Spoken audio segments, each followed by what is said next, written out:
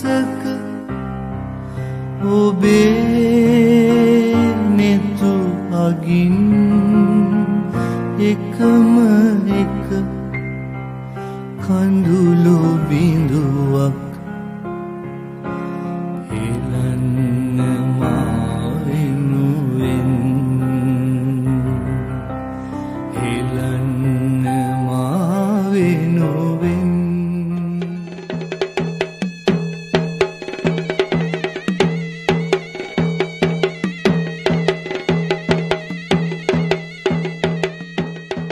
තෙරුවන් සරණයි පින්වත් ඔබ හැම දෙනාටම තථාගත සම්බුදු නිර්මල ධර්මයෙන් හදවත නිවී සැනසෙන මොහොතක මගෙත් ඔබෙත් හදවත අවබෝධය සොයන තැනක ජීවිතේ නතර වෙන මොහොතක අපිට සරණට පිහිටට සිටින්නේ ඒ තථාගත ශ්‍රී සද්ධර්මයමයි. එසේනම් ආනන්දයෙන් ප්‍රඥාව ලබන ජීවිත උදෙසා තථාගත සම්බුදු දහම sannivedanaya කරන බෞද්ධ ආරූප වාහිනී නාලිකාවේ මේ පැයට නියමිත ධර්ම දේශනාව අපි දැන් ආරම්භ කරන්න බලාපොරොත්තු වෙනවා. මේ දේශනාව විශේෂ දේශනාවක් ලෙස විශේෂ පුණ්‍ය අනුමෝදනා ධර්ම දේශනාවක් ලෙස අද මේ පරිශ්‍රයේ ඔබ අපට සවන් දෙන්න නරඹන්න හැකියාව ලැබෙන්නේ. මේ පින්වතුන්ගේ ආරාධනාවෙන් දේශනාව පැවැත්වීමට වැඩම කොට වදාළ ආර්ය නිකේතනයේ නිර්මාතෘ ශාස්ත්‍රපති අපේ පූජනීය මාවරලේ බද්දිය පින්වත් ස්වාමින් වහන්සේ අපි හැමදෙනාම සාදුනාද පවත්වමින් নমස්කාර පූර්වකව පිළිගනිමු. අවසරයි අපේ හාමුදුරුවනේ. සාදු සාදු සාදු. කලාව විවිධ ක්ෂේත්‍ර වෙත බෙදී ගොස් තිබෙනවා. එකී කලාවේ ප්‍රධානම ක්ෂේත්‍රයක් විදිහට අප දකින්නේ සංගීතය. සංගීතය සිත නිවන තවත් භාවනාවකට හා සමානයි. තථාගත බුදුබණ බුදුගුණ ඒ සංගීතයේ ස්වර අතර ගායනා වෙන්නේ අපේ හදවත නිවා සනහාලමින්. සංගීතය වෙනුවෙන් ශ්‍රී ලංකාවේ විශිෂ්ට සේවයක් ඉටු කළ ඒ පෞලක දායාදය ලද පින්වතෙකු පසුගියදා අප අතරින් සමුගත්තා. ඔහු වෙනුවෙන් පුණ්‍යානුමෝදනාවන් සිදු කිරීමේ අරමුණ ඇතිව අද මේ පින්වතුන් මේ පරිශ්‍රයට රැස්ව මේ දේශනාව සංවිධානය කරන්නේ. වික්ටර් රත්නායකයන් අපේ රටේ ජ්‍යෙෂ්ඨ සංගීතඥයෙක්. ඔහුගේ ආදරණීය පුතුණුවන් ජයන්ත රත්නායක මහත්මයා අභාව ප්‍රාප්ත වී තෙමසක් ගත වීම අරමුණු කරගනිමින් අද ගායනී රත්නායක ආදරණීය බිරිඳ එවැගේම සජන රත්නායක ආදරණීය පුතුණුවන් සෙජිනි රත්නායක ආදරණීය දියණිය එවැගේම දෙපාර්ශවයේම පවුලේ පින්වතුන් එක් වෙලා එතුමන්ට පුණ්‍යානුමෝදනාවන් සිදු කරන්න අපේක්ෂා කරනවා.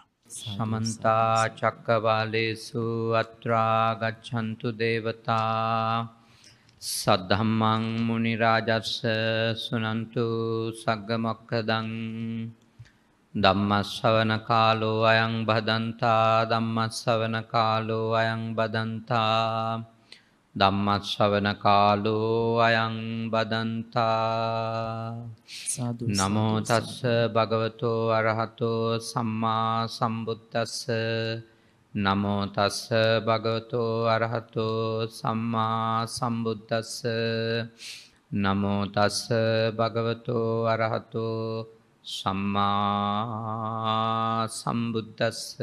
සාදු සාදු සාදු.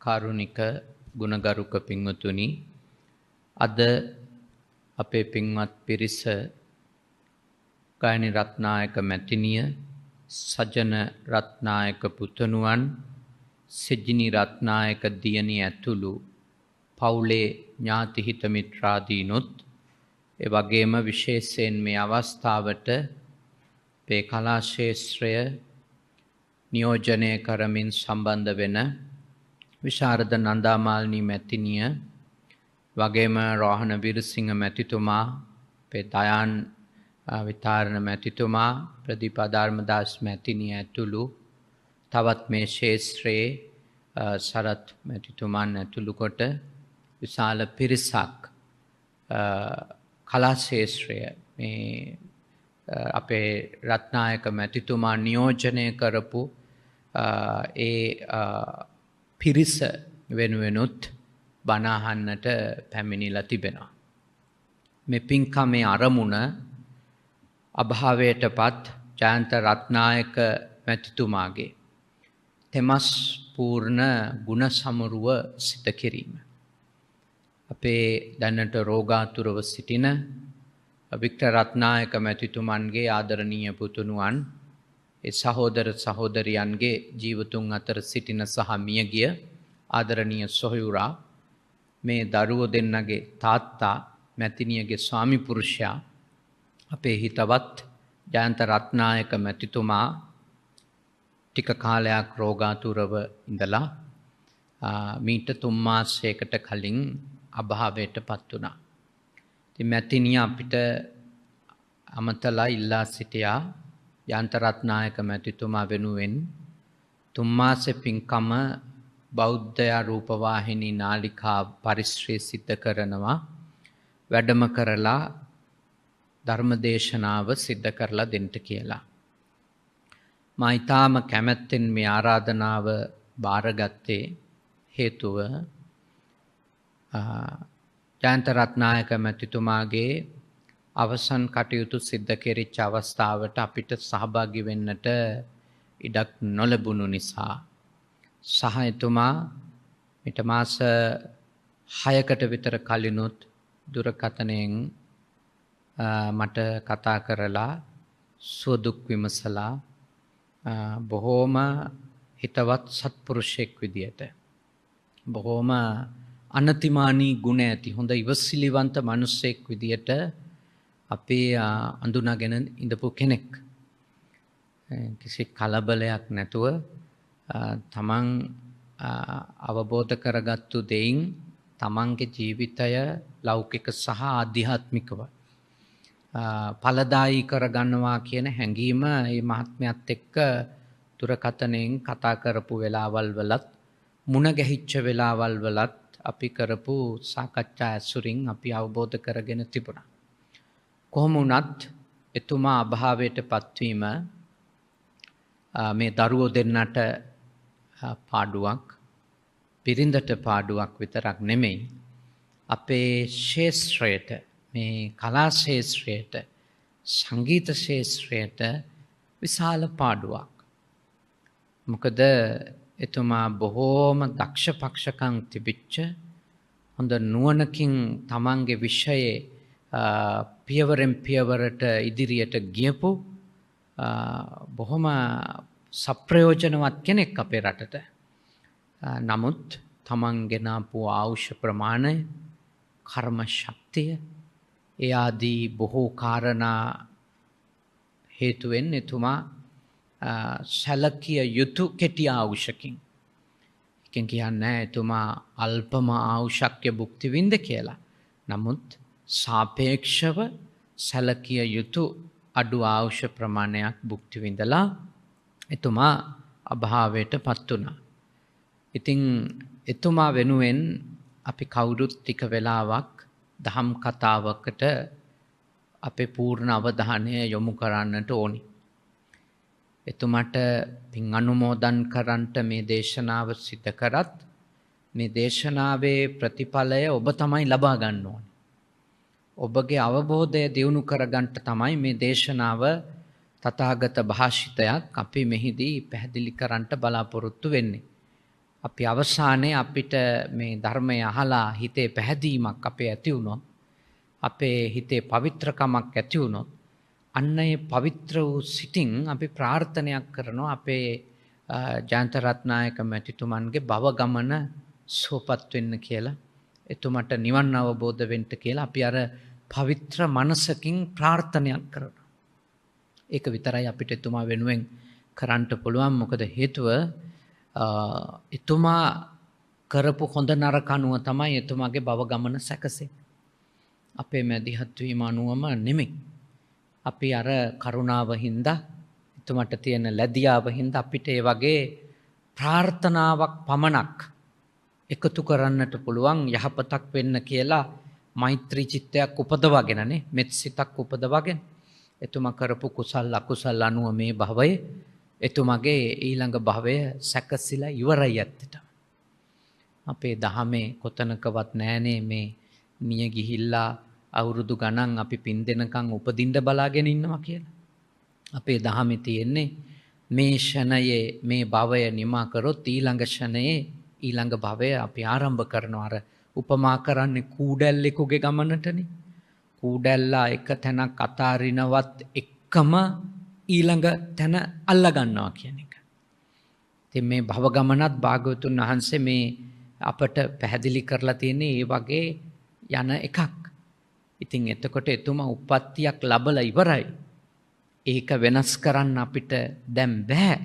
නමුත් අර පරදත්තූප ජීවී වගේ භව ගැන සඳහන් කරන අපේතවත්තු පාළියේ ඊළඟට දිව්‍ය භව ගැන විමානවත්තු පාළියේ සඳහන් තොරතුරු අනුව මේ පින් කැමැති සහ පින් ගන්නට පුළුවන් තැන්වල ඉපදිච්ච අය ඉන්නවා කියලා අපේ ධර්මයේ අපි විශ්වාස කරන බෞද්ධයෝ. ඒක අපේ විශ්වාසයක්. කෙනෙකුට ඒක ගැන විවේචන තියෙන්න පුළුවන් කොහොමද ඔප්පු කරන්නේ කියලා. ඉතින් හැම එකම ඔප්පු කරන්න ඕනේ නෑ. අපිට විශ්වාස නිසා අපි සමහර ඒවා කරනවා. ඉතින් අපි විශ්වාස කරනවා එහෙම දෙවිවරු පින් ගන්නවා කියලා. මිය ගිය අයගෙන් සමහර പ്രേත කොට්ටාසවල ඉන්න අය පින් ගන්නවා කියලා අපේ බුදුහාමුදුරු අපිට උගන්වලා තියෙනවා. අපි ඒක ශ්‍රද්ධාවෙන් විශ්වාස කරනවා. ඉතින් අන්න ඒ ගුණය නිසා අපි විශ්වාස කරනවා ජයන්ත රත්නායක මැතිතුමා එවැනි භවයක ඉපදිලා ඉන්නව නම් අද මේ පින්කමෙන් පින් අනුමෝදන් වීමක් වෙයි කියලා. එනම් එතුමත් මේ බණ අහයි කියලා. සහභාගී විය හැකි භවයක ඉන්නවනම් සහභාගී වීම අනිවාර්යයි පින් ගන්නට නම්. බුදුදහමට අනුව සහභාගී නොවි පින් ගැනීමක් ගැන සඳහන් වෙන්නේ නැහැ. ద్వාර බාහාසු තිට්ඨන්ති කියලානේ පේතවත්තු පාළියේ තිරෝකුඩ්ඩ සූත්‍රයේ සඳහන් වෙන්නේ. දොර එලිපත්ත උඩට හරි ඇවිල්ලා සම්බන්ධ වෙනවා. ඒ කියන්නේ ඒ පින්කම කරන ස්ථානයට ඇවිල්ලා පින්කමට සහභාගී වෙනවා කියන එක. ඒකේ ඒ උපමාවකින් කියන්නේ ඒක දොර එලිපත්ත උඩ හරි ඉඳන් උළුහව උඩ ඉඳන් හරි බණ අහනවා හෝ පින්කමට සම්බන්ධ වෙනවා. ඉන්නේ කොතනද නෙමෙයි. ඒ පින්කමට සහභාගී වුණොත් එතුමට පිනක් සිද්ධ වෙනවා. පින යනු හිත පිරිසිදු වීම නිසා ඉතින් හිත පිරිසිදු වෙන්න නම් අපි ක්‍රියාවක කායික මානසික වාචසික ක්‍රියාවක නියලුනොත්නේ ඒකට සම්බන්ධ වුණොත්නේ එහෙම වෙන්නේ අපේ මනස එකතු වුණොත්නේ. ඉතින් ඒ නිසා එතුමා සහභාගී වුණොත් පින් කටයුත්තට එතුමටත් පිනක් අනුමෝදන් වෙන්න පුළුවන්කම ලැබෙනවා. අනෙක් අතින් අපිටත් පුංචි හෝ අවබෝධයක් ලබාගෙන එතුමට හොඳක් වෙන්න කියලා ප්‍රාර්ථනයක් කරන්නත් අපිට පුළුවන්කම ලැබෙනවා.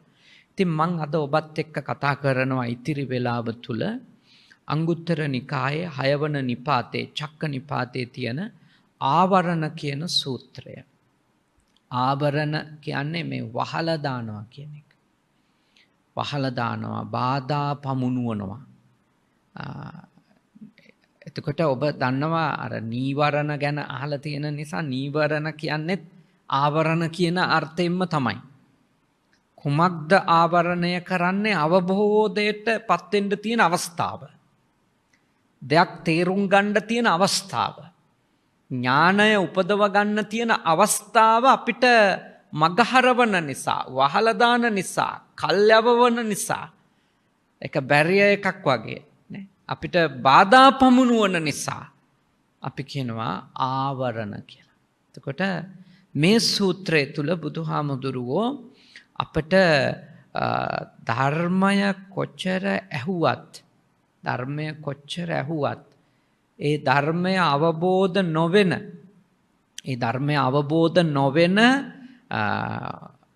ඒ ධර්මයට බැසගන්ට අමාරු තත්වයක් උදා කරන ආවරණ කීපයක් ගැන සඳහන් කරනවා.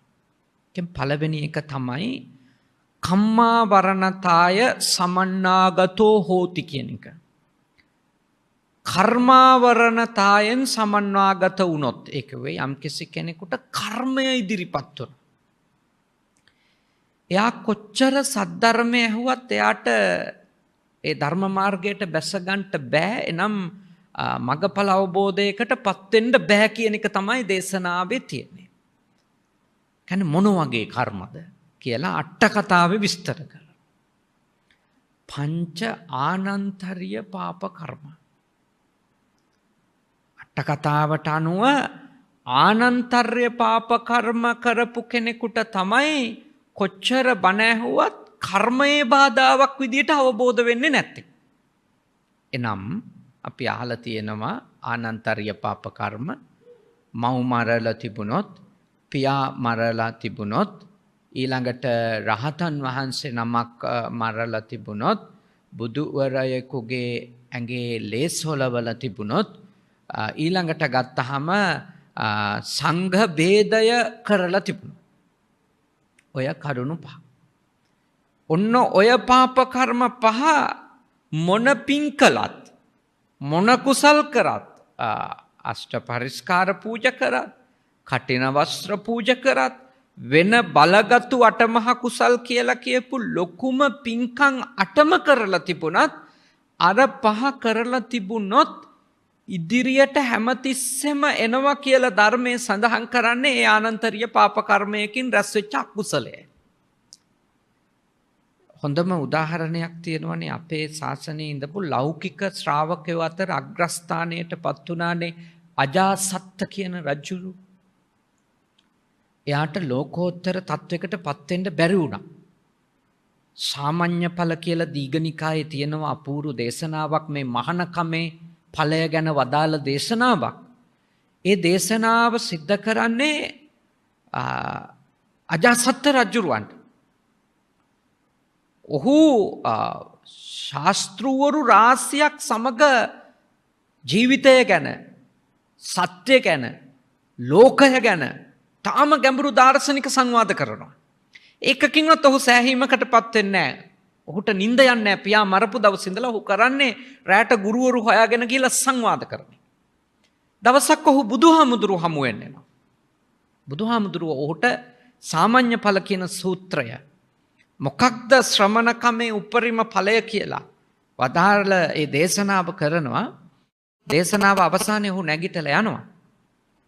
පැහැදීමක් ඇති වෙලා බුදුරජාණන් වහන්සේ ඔහු ගියාට පස්සේ දේශනා කරනවා මේ අජාසත්ත තාත්තා මරන්නේ නැතුව ආව නම් අද මෙතනින් නැගිටින්නේ සෝතාපන්න ඵලයටපත් වෙලා කියලා.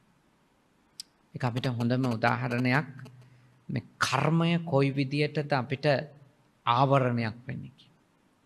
දැන් කෙනෙකුට හිතෙන්න පුළුවන් මොකක්ද ඒකේ තියෙන මේ පදනම කියලා. ඒක කොහොමද කියන්නේ උග්‍ර ද්වේෂයක් නැතුව, උග්‍ර තණ්හාවක් හෝ උග්‍ර මෝහයක් නැතුව ඔය ආනන්තරීය පාප කර්ම කරන්න බෑනේ. කියන්නේ අම්මෙක් මරන්න මොන තරහක් තියෙන්න ඕනද? සාමාන්‍ය තරහකින් අම්මෙක් මරන්න පුළුවන්. සාමාන්‍ය ක්‍රෝධයක් තරහක් ආවට තාත්තා කෙනෙක් මරන්න තාම අවිහිංසක උත්තමයෝනේ රහතන් වහන්සේලා බුදුවරු. ඒ උත්තමයින්ගෙන් කිසිම කෙනෙකුට වරදක් වෙන්නේ නැහනේ.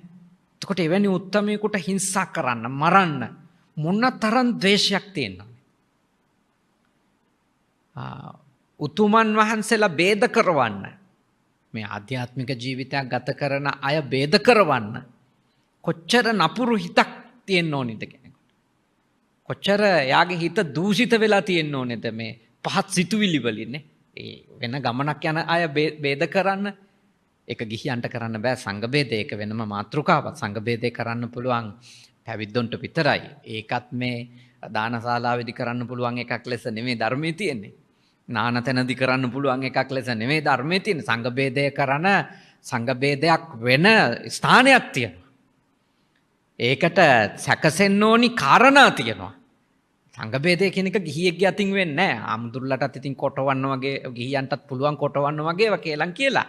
නමුත් ඒක අර ආනන්තරීය පාප කර්ම ගණයට ඇතුල් වෙන්නේ ඒක ගිහියගෙන් නෙමෙයි අතට. ඒත් ගිහිය වුණත් පරිස්සම් වෙන්න ඕන පැවිද්ද කොටවන්නේ නැතු වෙන්න. අතෙන්ට මෙතෙන්ට කේලම් කියලා ටෙලිෆෝන් තියෙන ඉඳනේ පරිස්සම් වෙන්න ඕනේ. ගිහියෝ වුණත් පරිස්සම් වෙන්න ඕනේ. ඒකත් අකුසලයක් නේ. ඉතින් හාමුදුරු කෙනෙක් මැදිහත් වෙලා හාමුදුරු දෙන්නෙක් ભેද කෙරෙව්වොත් ඒක බලගතුම අකුසලයක් වෙනව නම් ගිහියෙක් මැදිහත් වෙලා හාමුදුරුලා කොටවන වැඩ කරවුවොත් මේ ભેද කරවන වැඩ කරවුවොත් ඉතින් ඒකත් සැලකිය යුතු අකුසලයක් නේ.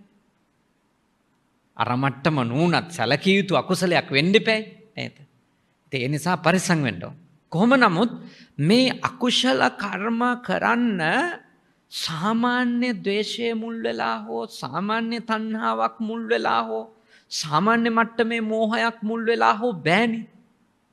එතකොට බලගත්තු අකුසල චෛතසිකයක් කෙනෙකුගේ හිතේ ඉපදුනොත් තමයි මේ වගේ භයානක වැඩකට කෙනෙකුට යන්න හිත හයියෙන්නේ.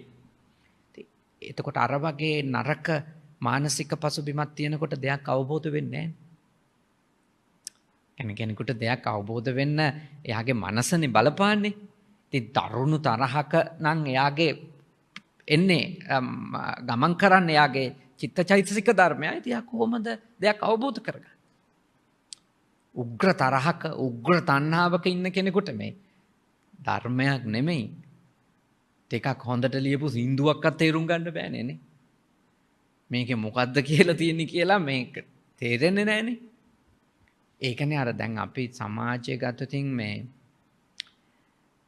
උග්‍ර ද්වේෂයන් උග්‍ර තණ්හාවන් එක්ක ඉන්න හින්දා දැන් එහෙම ගැඹුරු සින්දුවල් ලිව්වොත් මෙලෝ මිනිහෙක් අහන්නෙත් නැහනේ. ඒ කියන්නේ හේතුව තේරෙන්නේ නැහැ. තේරෙන නම් අමුවෙන්ම කියලා දාන්න ඕන. උපමා රූපක ඕවා හරියන්නේ නැහනේ දැන්. දැන් උපමා රූපක කිව්වත් 2.5 උපමා රූපක තමයි කියන්න ඕනේ. ඒ මොකද හේතුව එච්චර ගැඹුරු දේවල් තේරෙන්නේ නැහැ. සද්ධර්මයේ නෙමෙයි.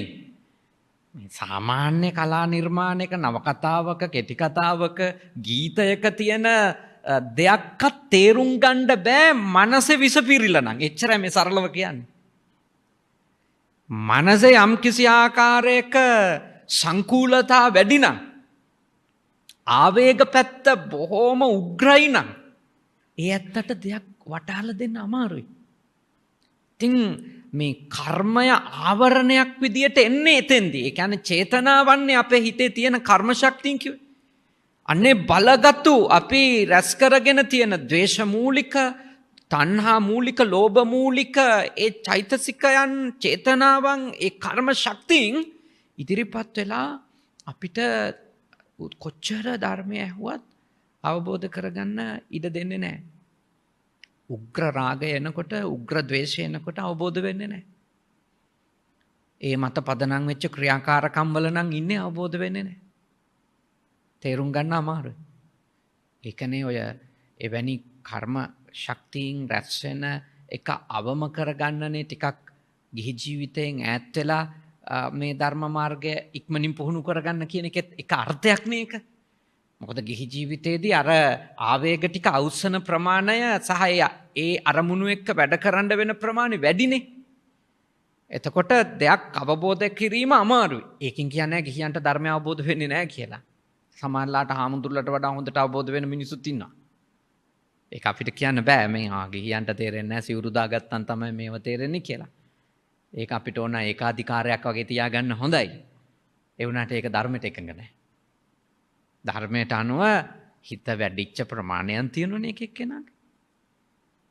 උග්ගටිතඤ්ඤෝ විපචිතඤ්ඤෝ ඤෙය්‍ය පදපරම කියලා ඤෙය්‍ය සූත්‍රයේ අංගුත්තර නිකායේ තියෙන අහපු සැනින් අවබෝධ වෙන දේවල් තියෙනවා. ධර්ම කාරණා සමහරු ඉන්නවා එක සැරේයි අහන්න ඕන. වාක්‍ය දෙකයි අහන්න ඕන. හරියටම නේ හරියටම ඒක ග්‍රහණය වෙනවා. උපතිස්ස පරිබ්‍රාජකතුමා ගිහි කාලේ යේ ධම්මා හේතුප්පබවා කියන ඒ වැකි අහනකොටම සෝතාපන්න වුණා කියන්නේ හරියට ඒ වෙනකොට එතුමාගේ හිත අර වහින්න හොඳටම සූදානම් වෙච්ච වලාකුළක් වගේ. සුළු චලනයකින් වැස්ස වැටෙනවා වගේ. ඒ අවබෝධයට අවශ්‍ය කරන දේවල් හොඳටම පුහුණු කරගෙන ආපු කෙනෙකුට එක පොඩි වචනයක් ඇහෙන කැති එයා ආලෝකේ කරා යන. උග්ගටිතඤ්ඤු අය කියන්නේ ඒ වගේ. ළඟට විපචිතඤ්ඤු කියලා කියනවා ධර්මයේ. ටිකක් විස්තර විභාග වශයෙන් දේශනා කරනකොට දැන් ධම්සප්පවතුන් සූත්‍රයේ අහපු ගමන් අවබෝධයටපත් උනේ එක්කෙනයිනේ. කොණ්ඩඤ්ඤ භික්ෂුව විතරයි. ඉතුරු සිව් දෙනා අවබෝධයටපත් උනේ අනන්ත ලක්ෂණ වැනි සූත්‍ර දේශනා ශ්‍රවණය කරද්දි කියලා ධර්මයේ කියනවනේ. ඒ කිව්වේ එක සැරයක් භාග්‍යවතුන් වහන්සේගේ ධර්මයේ පැහැදිලි කළාට අවබෝධ වුණේ නැහැ. ඒගොල්ලොන්ට දෙවෙනි අවස්ථාවක තව විස්තර අර්ථ විදියට පැහැදිලි කළාම ත්‍රිලක්ෂණය අවබෝධ වුණා. පටිසමුප්පාදය අවබෝධ වුණා. අන්න ඒ වගේ අය අපිට කියන්න පුළුවන් විපචිතඤ්ඤෝ. විස්තර ඕනේ. දැන් ළමයින්ටත් එහෙම ඉන්නවනේ නේ. අපිත් එහෙමනේ ශිෂ්‍යෝ විදියට ගත්තොත් කියපු ගමන් අවබෝධ වෙච්ච අපිට තියෙන. ඊළඟට මේ ටිකක් විග්‍රහ කර කියනකොට අවබෝධ වෙච්චත් තියෙනවානේ. දෙතුන් සැරේ තෝරලා දෙද්දී අවබෝධ වෙච්චත් අපිට තියෙනවා. අපි කියමුකෝ මේ කලා ශාස්ත්‍රීය අයට උනත් නේ සමහර පදපේලියක් දැක්ක ගමන් මෙලඩි එක ඔලුවට එන වෙලාවලුත් තියෙනවනේ රෝහණ මහත්තයා නේද? සමහර ඒවට යත් එක්ක කතා කරන්න වෙනවනේ. ඔයා මොකද මේ සින්දුව ලිව්වේ? මොකද්ද මේකේ මූලය?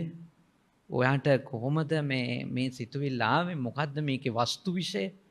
කතාව ටිකක් කතා කරගෙන යනකොට ඔලුවට එන එකක් තියෙනවා. මම ඔබට තේරෙන ඔබේ ශාස්ත්‍රයෙන් කියන්නේ ඒක චුට්ටක්. නමුත් මේක කියන කෙනෙකුට උනත් එහෙමයිනේ. ගායනා කරන කෙනෙකුට උනත් ඒක එක සැනින් එනේව තියෙනවා. නමුත් යම් ආයාසයක් දරුවට පස්සේදී දෙයක් හරියට ග්‍රහණය වෙන ඒවා තියෙනවා.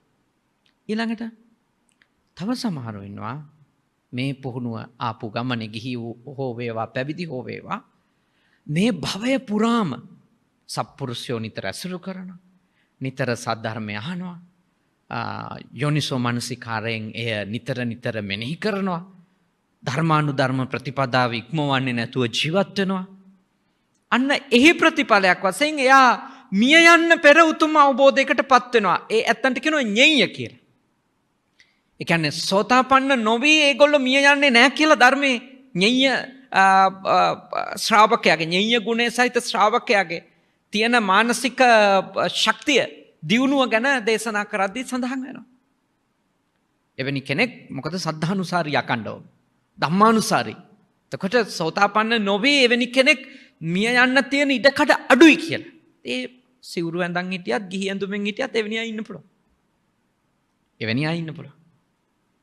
ඔය අතර ඉන්න පද පරම මොන විදියටවත් කොච්චර ඇහුවත් කොච්චර කටපාඩම් වුණත් ලස්සනට දේශනා කරන්න පුළුවන් වුණත් අවබෝධ වෙන්නේ. වචන දන්නවා, සූත්‍ර දන්නවා, අටුවා දන්නවා, ඕන තැනකින් උපුටා දක්වන්න පුළුවන්. ඒව ප්‍රශ්නයක් නැහැ. හැබැයි ජීවිතේ ධර්මයයි අහසයි පොළොවයි. ඒක පරස්පරයි. ඒක අවබෝධ වෙන්නේ නැහැ යන්න. ඉතින් මට ඔබට කියන්න ඕනේ උනේ මේ තා චුට්ටක් ඈතට ගියේ මම මේ ලේසි අර කර්මයන් උපදින අවකාශය අඩු කරගත්තොත් එයින් එන ආවරණය අඩු කරගන්න පුළුවන් නිසා තමයි අර අරඤ්ඤගතෝවා රුක්ඛ මූලගතෝවා ශුඤ්ඤාගාරගතෝවා අරණ්‍යයකට යන්න වෘක්ෂ මූලයකට යන්න ශුන්‍යාගාරයකට යන්න කියලා කියන්නේ අර අරමුණු විසින් කර්ම ශක්තියින් උපදවනකොට අලුත් කර්මයන් අපේ මනසේ ඇති කරනකොට අපිට අර අවබෝධය අඩු වෙන හින්දා අවබෝධයට යන්න තියෙන ඉඩ අඩු වෙන හින්දා තමයි අර වගේ විවේක ස්ථාන ඇසුරු කරන්න කියන්නේ. ඒකෙනුත් කියන්නේ කැලේට ගිය පමණින්ම එයාගේ මානසික විවේකේ ලැබිලා කියලා. දැන් පන්සලේ ඉඳි පමණින්ම කෙනෙක් හොඳ වෙලා නැහැ නේද? දැන් අපි දන්නවා නිතරම බැලුවොත් බෝධි පූජා තියෙනවා, බණ අහනවා. හැබැයි දුෂ්ටකම් වල ඉවර යන්නේ නැහැ නේ. කුවහකකම්, කපටිකම්, ගිනි ගෙඩි නේ, කේලම් ඒ ඔක්කොම කරනවා. හැබැයි බෝගස් බදන් ඉන්නේ. එහෙම මිනිස්සුත් ඉන්නවා. බැලුවොත් මේ ඉන්නේ බණ දහන් එක තමයි. චුටි දෙයක්වත් තේරෙන්නේ අර බමුණෙක් හරි විහිළුවට කියලා තියෙනවා මේ ඒකේ වාක්‍ය මතක නැහැ මේ බමුණෙකුට ඇහෙනවා මේ පන්සලක් ගාවින් යනකොට මේ හාමුදුරුවරු රණ්ඩු වෙනවා. ඉතින් බමුණා මේ කියා යනවා මේ නිතරම කියන්නේ නම් අනිච්ච කියලා. හැබැයි මේ නෙල්ලි ගෙඩියක තරම් දෙයක්වත් දෙන්නෙත් නැහැ එමදිවට රණ්ඩුත් වෙනවා කියලා. එයා කියනවා අනිච්ච නිච්චේ සමනා වදන්ති හරිත කීලේක පලං නදේති. ඔහොම එයා කියාගෙන යනවා. එහෙම තමයි. පන්සලේම හිටියත් සිවුරු දාන් හිටියත් සුදු ඇඳුම් ඇඳන් නිතර බණ අහා හිටියත් එහෙම වෙන්නෙත් නැහැ. එය වෙනම පුහුණුවක්. එය වෙනම මනස සැකසීමක්. එක එක්කෙනාගේ ස්වභාවය වෙනස්. එනිසා අපි අර කියන එක කරුණකින් අනිත් කරුණ ඛණ්ඩනය නොවෙන්න ඕනිනේ. අපි කියන කරුණ එකට එකක් සම්බන්ධ තියෙනවා. ඒකයි මම ඔබට අවධාරණයක් කරන්නේ. කියන්නේ කාන්පුලේදී පන්සලේ ඉඳපු අය එනම් කොහොමද මෙහෙම? නෑ එහෙමම වෙන්නේ නෑ.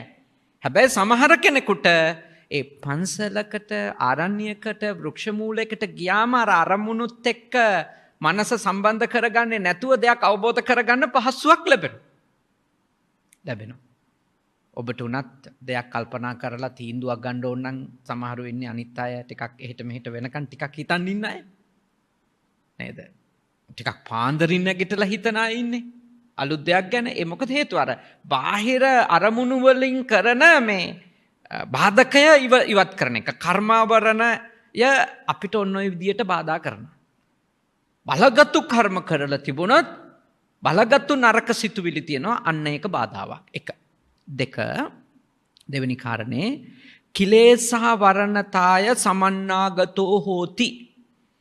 ඒ කියන්නේ ඔය මේ නියත මිත්‍යා දෘෂ්ටි සංඛ්‍යාත කෙලෙස්. ඒක විශේෂ වශයෙන් පෙන්වන්නේ සමහරු ඉන්නවා නියත මිත්‍යා දෘෂ්ටිකය. ඒගොල්ලෝ මොන ක්‍රමයකින්වත් වෙනස් කරන්න පුළුවන් අය නෙමෙයි. ඇටිය නියත දැඩි ලෙස ඒ සමහර සංකල්පවල එලිලා ඉන්නවා. ඇල්ලිලා බැඳිලා ඉන්නවා සමහර සංකල්පවල. ඒ කියන්නේ දැන් කර්ම ශක්තිය වගේම සමහරුන්ගේ ඔළුවේ තියෙන සංකල්ප යාලට බාධා කරනවා කියලා මේ කියන්නේ. සමහරු ඉන්නවා පව් නැත. එහෙම ඉන්නවනේ දැඩි ලෙස ඉන්න පව් කියලා જાතියක් නැහැ. පින් කියලා જાතියකුත් නැහැ. මේවා වෙන්නේ මෙන්න මෙයාගේ කැමැත්ත අනුවමයි. එයින් පිට මුකුත් අහන්න කැමති නැහැ. එයින් පිට මුකුත් හිතන්න කැමති නැහැ.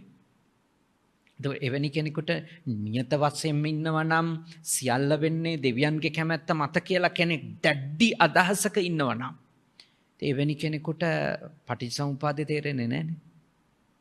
හේතුඵල ධර්මය කියන එක යාට අදාළ එකක් නෙවෙයි එතකොට. එයාට ඔළුවට යන්නේ නැහැ. ඒකයි නියත මිත්‍යා දෘෂ්ටි තියෙන අයට තමන් හදාගත්තු නියත සංකල්පවල දැඩි ලෙස එළඹිලා ඉන්න අයට ඒගොල්ලොන්ට මේ ධර්මය අවබෝධ කරගන්න බෑ. ඒගොල්ලෝ නම්‍යශීලී නෑ. ඒ කියන්නේ නියත මිත්‍යා දෘෂ්ටියක් කියන්නේ එක්තරා විදියකට ගත්තොත් දරුණු මාන්නයක්නේ. මට මේක තේරිලා ඉවරයි. මේක ගැන ආයේ මට කතා කරන්න දෙයක් නෑ. මට මේක වැටහෙන්න තියෙන උපරිමයටම වැටහිලා ඉවරයි. මම දන්නවා මේක. කවුරුත් මට කියන්න ඕනේ නෑ. එයා ඉන්නේ නියත මිත්‍යා දෘෂ්ටියකනේ. උග්‍ර ලෙස එයා ඒකේ එල්බිලා ඉවරයි. එයා කොහොමද වෙනස් කරන්නේ? එයාට ආවරණයක් එක. එයා ඉන්න සංකල්පෙම එයාට ආවරණයක්. එතනින් එයාට මොනවත් එයාට පෙරිලා ඉන්නේ නැහැ. එයාට අවබෝධ කරන්න බෑ කිසිම දෙයක්. ඒකයි කිලේශ ආවරණ කිව්වේ. දැන් ඇත්තටම කිව්වොත් ඔය ඒ වගේ නියත මිත්‍යා දෘෂ්ටි වගේ දේවල් යනු අපි යම්කිසි කෙලෙසයකට බැඳිච්ච හින්දානේ.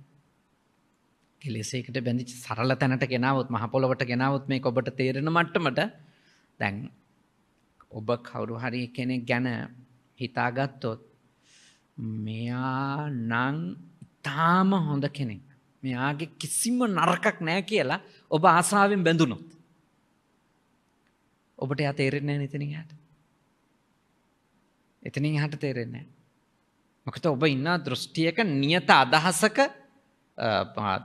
තීරණාත්මකවම ගත්තු තීන්දුවක ඉන්නවා මෙයා හොඳයි.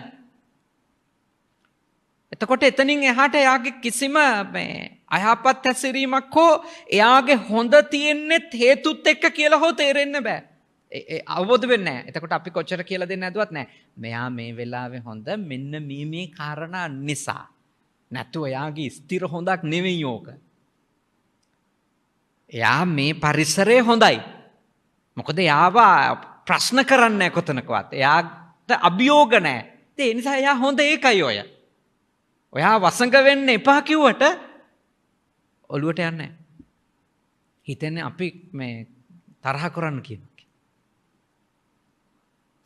ඒ කියන්නේ නියත දේවල් හදාගත්තම දරුණු කෙලෙස් හදාගත්තම කෙනෙක් ගැන එක මානයක් වෙන්න පුළුවන්, එක දෘෂ්ටියක් වෙන්න පුළුවන්. කොච්චර කිව්වත් තෝරලා දෙන්න බෑ. දැන් ඔය භෞතිකවාදී දර්ශනයන් වැළඳගත්තට පස්සේදී සමහරුන්ට මොනවා කිව්වත් මේ ඔළුවට දාන්න බැරිව තියෙනවා.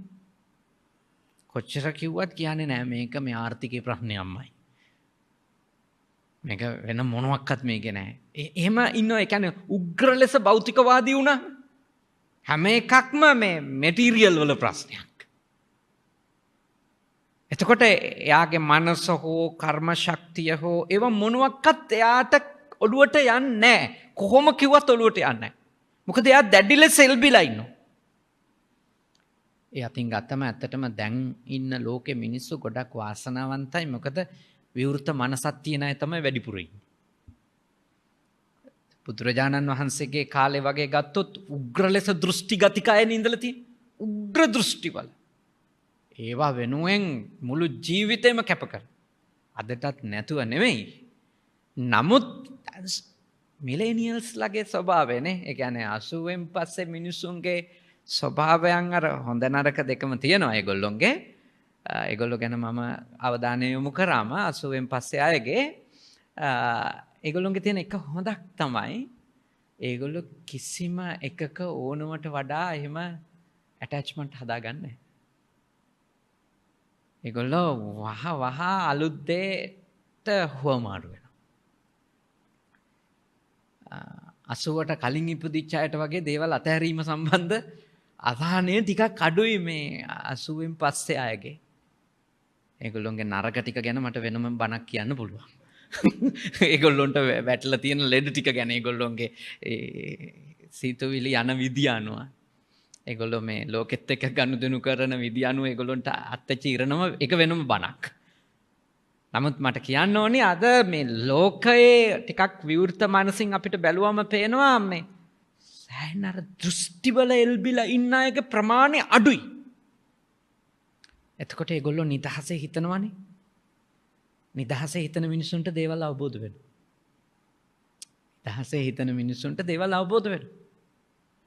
ආගමික හෝ ආදේශපාලනික හෝ වෙනත් සංස්කෘතික හෝ මොකක්වත් දෘෂ්ටිවල උග්‍ර ලෙස එල්බිලා නැත්තම් එයාට වෙනස් වෙන්න පුළුවන්. එයාට වෙනස තේරෙනවා. එයාට හේතුඵල ධර්මය අවබෝධ වෙනවා. එයාට දෙයක තියෙන පටිච්ච සමුප්පන්න රූපය හරියටම ග්‍රහණය වෙනවා. නිදහස විසින්. ඇත්තටම කිව්වොත් අර නියත මිත්‍යා දෘෂ්ටිකයෝ කියන්නේ එක්තරා දුරකට මේ කොටුවක හිර වෙච්ච අය. ඔය දැන් අලුතින් කියමනකුත් තියෙන ටිකක් අලුත් දාර්ශනිකයෝ අතර මේ බොක්ස් එකෙන් එළියට ගිහිල්ලා හිතන්න කියලා. නේද? ඒ කියන්නේ බොක්ස් එකෙන් එළියට ගිහිල්ලා හිතන්න කියන එක තමයි මේ කියන්නේ. ඒ කියන්නේ කිලේශාවරණයන්ගෙන්. ඒ කියන්නේ තමන් මේ කොටු වෙලා ඉන්න ඒ රාමු වලින් එළියට ගියපු ගමන් දේවල් මේ පේනවා. ඒක තමයි ඔය අලුතින් කියන ඉංග්‍රීසියෙන් කියන්නේ ඒකයි. බුදුරජාණන් වහන්සේ වදාලා තියෙන්නේ මේ මිනිස්සු දෘෂ්ටි ගතික වෙලා ඒවයි හිරකාරය වුණාම තේරෙන්නේ නැහැ කියලා. කිසිම දෙයක් තේරෙන්නේ නැහැ. කොච්චර වයසට ගියත් තේරෙන්නේ නැහැ. මොන තරම් හොඳ ගුරුවරු ඇසුරු කරත් තේරෙන්නේ නැහැ. පණ යනකම් බණ අහන් හිටියත් වැඩක් නැහැ. බණ උඩ බණ අහනවනේ නේ. දැන් බුද්දිස්ට් එක උදේ දැම්මම හැන්දෑවේ නිදාගන්නෙත් බුද්දිස්ට් එක දාගෙන එච්චරටම බණ අහනවා. හැබැයි මූණේ ලේ පොදක් නැහැ. එල්ලගෙන කොච්චර හරි දාත් මිටි කකානේ. ඒ කර්ම ඒවා එක්තරා විදියක කර්ම ඒ කට්ටියට ඒක ඇහුවට යන්නේ නැහැ ඔළුවට. ඒගොල්ලෝ ඇතුළ වෙනස් වෙන්නේ නැහැ. අවාසනාවක්. ඒගොල්ලොන්ට වඩා මේ අපි පව්. මොකද අපිනේ කියවන්නේ මේගොල්ලොන්ට. ඒ කියන්නේ ඒක ඇත්ත වශයෙන්ම අපි පව් ඒගොල්ලොන්ට වඩා. ඒ කියන්නේ මේ ලෝකෙ දෙයක් තේරුම් ගන්න නැති මිනිස්සුන්ට දිගටම කියවන්න වීම කොච්චර කර්මයක්ද කියලා හිතන්න.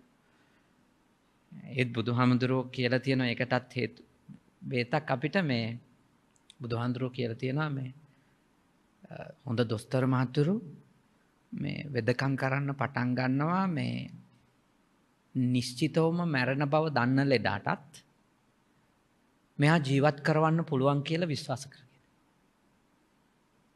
ඒකටත් බුදුහාමුදුරුවෝ උත්තරයක් කියලා අපේ ඔය මානසික කඩාවැටීමට උත්තරේ තමයි බුදුහාමුදුරුවෝ දීලා තියෙන්නේ ගිලානසුත්. කියන්නේ හොඳටම ගිලන් වෙලා ලෙඩෙක් කරන් එනවා මැරෙන බව නියත වශයෙන්ම පේනවා. හැබැයි දොස්තර මහත්මයා වෙදකම් පටන් ගන්නේ හොඳ දොස්තර මහත්තයෙක් නෑ මම මෙයාව ජීවත් කරනවා කියලා. බුදුරජාණන් වහන්සේ දේශනා කරනවා දේශකේ කන්නේ වගේ තමයි බණ දේශනා කරන්නේ. තේරුම් ගන්නෙම නෑ කියලා හිතන හොඳටම පැහැදිලි මනුස්සයටත් බණ කියන්න පටන් ගන්න ඕන නෑ මේ මිනිහට මේක තේරෙයි කියලා හිතන්න. බලන්න එතකොට අපේ අර මොටිවේෂන් එක දිගටම තියෙනවා. පොඩ්ඩක්වත් අපි පසුගාමි වෙන්නේ නැහනේ. අම්මත් තිස්සෙම අපි වෝම් අප්. ඇයි හැමතිස්සෙම හිතනවානේ තේරෙයි. දැන් ඊළඟ එක තේරෙයි. මේක තේරුනේ නැතුණා ඊළඟ එක තේරෙයි. එතකොට අර දේශකයාට හොඳ උද්‍යෝගයක් තියෙනවා කියලා දීම සම්බන්ධ. මේ ඔයත්තන්ගේ ජීවිතවලට හදාගන්න. දැන් සමහරු කියනනේ මට මේ මිනිස්සයාට කියලා එපා වෙලා දැන්. කට්ට කැඩෙනකන් කියලා ඉවරයි. දැන් මගේ උගුර ලේරහ වෙලා තියෙන්නේ. ඒත් අතහරින්න එපා කියලා දෙන්න. මොකද ඊළඟ එක තේරෙන්න පුළුවන්. මෙච්චර කල් නොතේරිච්ච තේරෙන්න පුළුවන්. සමහර අයට සමහර ඒවා තේරෙන්නේ ලැබෙන අත්දැකීම් එක්ක. යා මූණ දෙන සිද්ධි එක්ක නේ. අතහරිනවද නැහැ. සාර දෘෂ්ටිවල කෙනෙකු උග්‍ර ලෙස පැටලිලා නම් නියත මිත්‍යා දෘෂ්ටිකෝ නම් ඒගොල්ලොන්ට බුදුවරයෙක්ගෙන් බණ ඇහුවත් අවබෝධයක් ලබනවා කියන එක හරිම අමාරු වැඩක්. සාමාන්‍ය අපි වගේ පුහුණු වෙන භික්ෂුවකගෙන් නෙමෙයි බුදුවරයෙකුගෙන් බණ ඇහුවත් නියත මිත්‍යා දෘෂ්ටිකයින්ට දේවල් තේරෙන්නේ නැහැ. අපි නම් තාම පුහුණු වෙන්නේ. අපි කියන්නේ එතකොට කොහෙත්ම තේරෙන්නේ නැහැ. බුදුවරයෙකුගෙන් ඇහුවත් තේරෙන්නේ නැහැ. මහරහතන් වහන්සේ කෙනෙකුගෙන් බණ ඇහුවත් අවබෝධ වෙන්නේ නැහැ. නියත මිත්‍යා දෘෂ්ටි න. හරි. තව එකක් තියෙනවා. ඒක එහි සඳහන් කරනවා භාග්‍යවතුන් වහන්සේ විපාකාවරණතාය සමන්නාගතෝ හෝති. ඒ කියන්නේ යම්කිසි කෙනෙකුගේ විපාකයක් ඉදිරිපත් වෙලා තියෙනකොට කුසල වෙන්න පුළුවන් අකුසල වෙන්න පුළුවන්.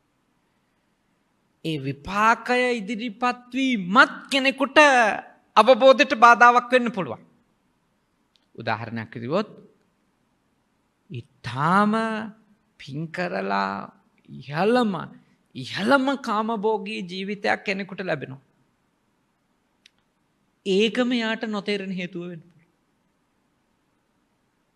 ඒ කියන්නේ උපරිම කාමභෝගී ජීවිතයක් යා කරපු පින් නිසා ලැබෙනකොට එයාට දේවල් අවබෝධ නොවෙන්න ඒකම හේතු වෙන්න පුළුවන්. මේ ඉදිරිපත් වෙලා තියෙන විපාක හරිම මේ බොහොම යාට හරිම මේ කම්ෆර්ටබල් එයා. එයාට අනිත්‍ය තේරුම් ගන්න අමාරුයි. එයාට ඒවා මේ ලැබිලා තියෙන හේතුඵල ධර්මයකට අනුව කියලා අවබෝධ කරවන්න බෑ. එයාට වෙන අදහසක් එන්නේ. මොකද එයා මුසපත් වෙනවනේ එයාගේ කුසල විපාක එක්ක. එයාගේ යෝනිසෝ මනසිකාරයේ බිඳ වැටෙනවනේ. එයා සිහිනුවණින් බලන්නේ නැහනේ අපිට හොඳට මේ සැපදායක රූපනං ශබ්දනං ගන්ධනං රසනං ස්පර්ශනං හැමතිස්සෙම ලැබෙන්නේ අපි ඉන්නේ ඒකත් එක්ක මුසපත් වෙලානේ. ඒකත් එක්ක මුසපත් වුණාට පස්සේ ඒක තේරෙන්නේ නැහනේ. ඒක ඇත්ත තේරෙන්න නම් ඒ මුසපත් වීමෙන් ගැලවෙන්න බෑ. එතකොට පින් කරපු එකේ විපාකයක් තමයි ලැබිලා තියෙන්නේ. නමුත් ඒකම බාධාව වෙන්න පුළුවන්. දැන් සමහර කෙනෙකුට අකුසල විපාක ඉදිරිපත් වෙනවා. ඔය විදිහටම අකුසල විපාක ඉදිරිපත් වුණා. ඇස් පේන්නේ නැහැ, කන් ඇහෙන්නේ නැහැ. උප්පත්තියෙන්ම අන්ධයි, උප්පත්තියෙන්ම බිහිරි. ඊළඟට ගත්තාම එයාගේ ගත්තොතින් එයාගේ පැවැත්මට අදාළව එයාට ගොඩාක් දුක් විඳින්න වෙලා තියෙනවා. එතකොට එයා හැමතිස්සෙම ඉන්නේ පැවැත්ම පිළිබඳ ප්‍රශ්න හිත. අකුසල විපාක විදියට යාට මේ ඇවිල්ලා තියෙන සල්ලි මදි, ගයක් නැහැ, සේනාසනේ නැහැ, සිවුරු පිරිකර ටික නැහැ. ඉතින් එවැනි කෙනෙකුටත් ඒව ගැන වද වෙනව මිසක අවබෝධයක් ලබන්න අමාරුයිනේ. කන උග්‍රම දිලිඳු මිනිස්සුන්ට දුක්ඛිත ජීවිත ගත කරන මිනිස්සුන්ට ඇත්තටම දෙයක් තෝරලා දෙන්න හරි අමාරුයි. ඒකෙන් කියන්නේ එවැනි තැන්වල ඉපදිච්ච අයට අවබෝධය ලැබෙන්නේ නැහැ කියලා. සුනීත සෝපාකල වගේ අයට අවබෝධයටපත් වුණා. නමුත් බහුතරය ගතවතින් අකුසල විපාක බලවත් කෙනාට එකක් ඉවර වෙනකොට තව අකුසල විපාකයක් නම් එයාට ඉදිරිපත් වෙන්නේ. එයා ඒව එක්ක රණ්ඩු වෙවි ඉන්න එක තමයි කරන්නේ. ධර්මයක් අවබෝධ කරන්න වෙන ඥානයක් දියුණු කරන්න යාට බෑ. වෙන ඥානයක් නෙමෙයි රසවින්දනයක්වත් බෑනේ යාට. හරි අමාරුයි. මොකද හේතුව එයා ඉන්නේ යාට අත්වෙච්ච ජීවිතයට සාප කර ගැටි. එක්කෝ යාට මේ යාගේ කයේම අපහසුතා තියෙනවා. මානසික අපහසුතා වලට අමතරව. ඊට අමතරව යාට පාරිසරික අපහසුතා තියෙන කෙනෙක් වෙන්න. ඒකනේ සංසාරේ පිනුත් කරගන්න ඕනේ කියන්නේ පින එක වෙලාවක උපරිම ප්‍රතිලාභයක් හානි කර වෙන්නත් පුළුවන්. හැබැයි පිනෙහි කිසිම ප්‍රතිලාභයකුත් නැත්නම් ඒකත් හානි කරන්නේ. ඉපදිලා ඉන්න දැන් තිරිසන් අපායේ කොච්චර හොඳ තැනක ඉපදිලා හිටියත් කොච්චර සැප වින්දත් අවබෝධයට යන්න බෑ. දැන් ඔය අතංගේ ගෙවල් වල ඉන්න මේ බල්ලෝ එමනේ. සමහර අය බල්ලෝ හදන අය ඉන්නවනේ. ජර්මන් ෂෙපර්ඩ්, ලයන් ෂෙපර්ඩ්, ඩොගර්මන් එක ලස්සන නම් තියෙන. ඒගොල්ලෝ ගත්තොත් ගොල්ලෝ මිනිස්සුયો වගේ සැප විඳිනවා. ඒගොල්ලන්ට සමහර ඒවා තේරෙනවා. නිකන් කතා කරන්න බැරුව විතරයි. ඒ චතුරාර්ය සත්‍ය තේරෙන්නේ නැහැ.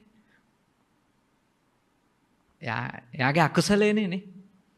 කියන්නේ ලෞකික සැප සාමාන්‍ය මිනිහෙක් විඳින්නේ නැති සැප විඳින අයත් ඉන්නවා. සමහර බල්ල පූසෝ එහෙම අත්විඳිනවා නේ. ලෞකික සැපයක් විඳිනවා අය. ඉන්නේ තිරිසන් අපායේ. අකුසලයක් ඉදිරිපත් වෙලා යා. එතකොට එයාට බුදුවරයෙක් මුණ ගැහුණත් අවබෝධයක් ලැබෙන්නේ නෑ. එයාට ගැඹුරු ධර්ම අවබෝධ කරන්න බෑ. ස්කන්ධ ධාතු ආයතනවල තියෙන ඒ පටිච්චසමුප්පන්න ස්වභාවයන් එයාට අවබෝධ කරන්න බෑ. එයා හොඳ ගති තියෙන්න පුළුවන් නේ. අපිට කීකරුයි, අපිට පිටින් යන්නේ කවුරු වෙනස් වුණත් බල්ලා වෙනස් වෙන්නේ අන්නේ වගේ අපිට හිතෙනවා නේද? අනිත් උන් පිටුපෑවා නකුට හරි වෙනුවේ මෙයා විතරයි මුන් මිනිසුන්ට වඩා හොඳයි. එහෙම අපිට තියෙන්න පුළුවන් අදහස්. නමුත් එයාට අවබෝධය ලැබලා දුකින් නිදහස් වෙන්න බෑ. තව කරුණු තියෙනවා මේ මාතෘකාවේ කරුණු කීපයක්. නමුත් අපගේ කාල වේලාවත් මේ වගේ පටිගත කිරීමකදී කළමනාකරණය කරන්න වෙන නිසා මේ කරුණු තුන ප්‍රමාණවත්.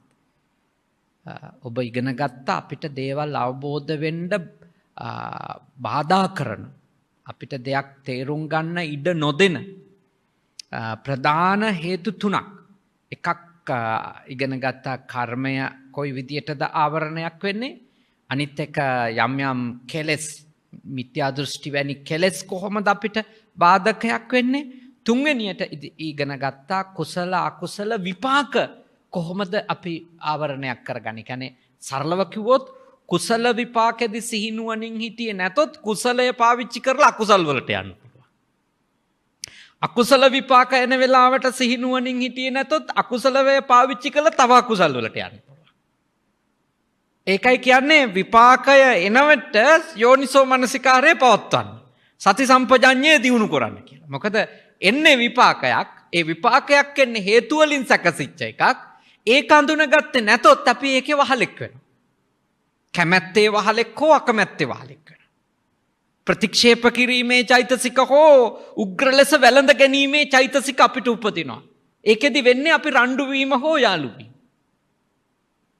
එතකොට එයා කුසල විපාකයේ සිහිය පවත්ව ගත්තේ නැති හින්දත්, අකුසල විපාකයේ සිහිය පවත්ව ගත්තේ නැති හින්දත් එයා ඉඳපු තැනම ඉන්නවා. සසරටම එකතු වෙනවා. විපාකයම නවත්තන්න නෙමෙයි තියෙන්නේ, විපාකයේ සිහිය පවත්ව ගන්න. නුවණ පවත්ත ගන්න. එතකොට ඒකෙන් අලුත් එකක් නිර්මාණය කිරීම නවත්තා. අලුත් භයානක මනෝභාවයන් සසරේ බැඳ තබන මනෝභාවයන් වලින් අපි බේරන්නේ ඒ සිහිනුවන. ඉතින් ඔන්න ඔය කරුණු තුන හරියට අවබෝධ කරගත්තොත් ඔබට ප්‍රායෝගික ජීවිතයටත් ඕවා ගන්න පුළුවන්. නිවන් මඟ පුහුණු වෙන්නත් මේ ධර්ම කොටස් ගන්න පුළුවන්. ඉතින් ඊටාම ශ්‍රද්ධාවෙන් අද මේ දහම් කතාවේ අපි නියලුණා යම් අවබෝධයක් ලබා ගන්න අපි වීරියක් කරා. මේ වෙලාව තුළ හෝරාවකට ආසන්න වෙලාව තුළ අපි කිසිම අකුසල සිතක් වෛරයක්, ද්වේෂයක්, ක්‍රෝධයක්, ඊර්ෂ්‍යාවක් කිසිම දෙයක් උපදින වාක්‍යයක්වත් මේ සාකච්ඡා කරේ නැහැ. නූපන් හොඳ සිතුවිල්ලක් උපදව ගන්නත් තියෙන හොඳ සිතුවිලි ටික දියුණු කරගන්නත් විතරයි මේ දහම් කතාවෙන් උදව් කරේ. ඉතින් ඊටාම හොඳ කුශල කර්මයක් අපි සිද්ධ කරගත්තා. අපෙත් බොහෝම හිතවන්තයෙක් අපේ රටට ලොකු සම්පතක් විදියට ඉඳපු කෙනෙක් වික්ටර් රත්නායක මැතිතුමාගේ ආදරණීය පුතණුවන් අපේ ජාන්ත රත්නායක මැතිතුමා දරුවෝ දෙන්නගේ පියාණන් ස්වාමී දියණියගේ ආදරණීය ස්වාමි පුරුෂයාණන් ආදරණීය සහෘද කලාකරුවාණන් මේ ශේෂ්ත්‍රය නියෝජනය කරමින් ආපු වැඩිහිටි සහ තරුණ සියලු දෙනාගේමනේ ආදරණීය මිනිස්සෙක් බොහෝම හොඳ මිනිස්සෙක්. එතුමා වෙනුවෙන් අපි මේ ධර්මානුශාසනාව සිදු කළේ. එතුමා මේ පින් අනුමෝදන් වෙත්වා. එතුමාගේ භව ගමන උපදින හැම ආත්මකම සුවපත් වෙත්වා, නිදුක් වෙත්වා, නිරෝගී වෙත්වා. එතුමා කැමැති තාක් ආයුෂ ලබත්වා, වර්ණය ලබත්වා, සැපේ ලබත්වා, බලය ලබත්වා. ප්‍රඥාව උදා කරගෙන ඊ타ම ඉක්මන් භවයකදී එතුමන්ට මේ දුක්ඛිත සසර ගමන නිමා කරන්නට අද අපි සිද්ධ කරපු මේ පින් කුසල්ද පාරමිතා ධර්ම වේවා. ඊට අමතරව මැතිතුමාගෙත් මැතිණියගෙත් පරම්පරාවල මිය ගිය මේ ආපු ඇත්තන්ගේ නමින් මිය ගිය සියලුම දෙනාට මේ පින් කුසල් නිවන පිණිසම උපනිශ්‍රය වේවා. සියලු නෑදෑයෝ පෙජාන්ත රත්නායක මැතිතුමා ඇතුළු කොට නිවන් දකිත්වා. සාදු සාදු සාදු. ඒ වගේම අපි දෙවියන්ට පින් අනුමෝදන් කරන්නට ඕනි. දෙවියන් මේ පින් කුසල් අනුමෝදන් වෙත්වා. දෙවියන්ගේ ආශිර්වාදය වික්ටර් රත්නායක මැතිතුමාට ලැබේවා. එතුමා නිරෝගී වේවා, සුවපත් වේවා. ඒ වගේම මේ ස්ථානයට ආපු අපි බොහෝම ගරු කරන අපේ නන්දාමාලිනී මැතිණිය ඇතුළු කොට සියලුම කලා ශේෂ්ත්‍රයේ මහත්ම මහත්මීන්ලට මේ පවුලේ ඥාති හිත මිත්‍රාදීන්ට තව චිරාත් කාලයක් නිදුක්ව ජීවත් වෙන්නට, නිරෝගීව ජීවත් වෙන්නට, සුවපත්ව ජීවත් වෙන්නට දෙවියෝ උපකාර කරත්වා.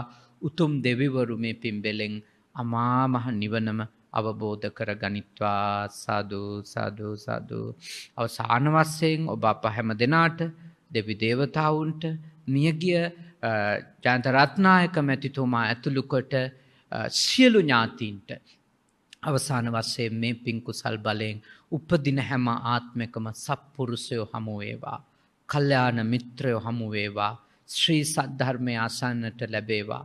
ධර්මානුධර්ම ප්‍රතිපත්ති පුරාගෙන ඉක්මන් භවයකදී දුකින් මිදෙන්නට මේ පින කුසලයද පාරමී ධර්ම වේවා. සාදු සාදු සාදු. ආකාසට්ටා චබුම්මට්ටා දේවානාගා මහිත්‍තිකා පුඤ්ඤන්තං අනුමෝදිත්වා චිරන් රක්ඛන්තු ශාසනං. ආකාසට්ටා චබුම්මට්ටා දේවානාගා මහිත්‍තිකා පුඤ්ඤන්තං අනුමෝදිත්වා චිරන් රක්ඛන්තු දේශනං. ආකාසට්ටා චබුම්මට්ටා දේවානාගා මහිත්‍තිකා පුඤ්ඤන්තං අනුමෝදිත්වා චිරන් රක්ඛන්තු මම් පරන්ති. ඉදම්මේ ඥාතීනං හෝතු සුඛිතා හොන්තු ඥාතයෝ. ඉදම්මේ ඥාතීනං හෝතු සුඛිතා හොන්තු ඥාතයෝ. ඉදම්මේ ඥාතීනං හෝතු සුඛිතා හොන්තු ඥාතයෝ. හැම දිනාටම තුනුරුවන්ගේ අනන්ත ගුණ බලයෙන් සද්ධර්මයම අවබෝධ වේවා. සාදු සාදු සාදු. මීට තෙමසකට පෙර අප අතරින් වියෝ වූ ගායන ශිල්පියෙක් එවැගේම සංගීත විශාරදවරයෙක් ලෙස මේ ශ්‍රී ලාංකීය සංගීත ක්ෂේත්‍රය සුපෝෂණය කළ ජයන්ත රත්නායක මහත්මාණන්ට පුණ්‍යානුමෝදනාවන් සිදු කිරීමේ පරමාර්ථයෙන් එම බෙරිඳ දරුවන් ඇතුළු ඒ හා සම්බන්ධ ඥාතීන් හිතමිත්‍රාදීන් සංගීත ක්ෂේත්‍රයට සම්බන්ධ බොහෝ දෙනා අද මේ පින්කම සංවිධානය කළා. එලෙසින් මේ දේශනාව පවත්වා වදාළ ආර්ය නිකේතනයේ නිර්මාතෘ ශාස්ත්‍රපති අපේ පූජනීය මාවරලේ බද්දිය පින්වත් ස්වාමින් වහන්සේට නිදුක් නිරෝගී චිරජීවනය සැලසේවායි අපි හැමදෙනාම ප්‍රාර්ථනා කරමු. සාදු සාදු සාදු. එසේනම් අපි ධර්ම දේශනාමය පින්කම නිමාඩපත් කරන්න සූදානම් වෙන්නේ. මේ අවස්ථාවට සහභාගී නොවුවත් ධර්ම දේශනාව ආරම්භයට පෙර ආතුව වෛද්‍ය හර්ෂාලස් මැතිතුමන් මේ අවස්ථාවට පැමිණ මේ පින්වතුන් මුණ ගැසී ඒ කටයුතු සම්බන්ධීකරණය කරමින් මේ අවස්ථාවට සහභාගී වුණා. එතුමන්ද අපි තාම ගෞරවණීයව සිහිපත් කරනවා. බෞද්ධ මාධ්‍ය ජාලයේ අපේ අධ්‍යක්ෂ මණ්ඩල සමාජිකයෙකු ලෙස එතුමන් කටයුතු කරනවා. ධර්ම දේශනාව ශ්‍රවණය වෙනුවෙන් මේ අවස්ථාවට සහභාගී වුණු ජ්‍යෙෂ්ඨ කලා ශිල්පීන් හැමදෙනාමත් ඊටාම ගෞරවණීයව සිහිපත් කරනවා. විශේෂයෙන්ම ශ්‍රී ලංකා ගුවන්විදුලි සංස්ථාවේ වර්තමාන සභාපති අපේ ජගත් වික්‍රමසිංහ මැතිතුමන් ඇතුළු හැමදෙනාමත් පුණ්‍යානුමෝදනා පූර්වකව සිහිපත් කරමින් අපි පින්වත් ස්වාමීන් වහන්සේට පරිස්කාර පූජාවන් සිදු කරමු. හැමදෙනාටම තෙරුවන් සරණයි.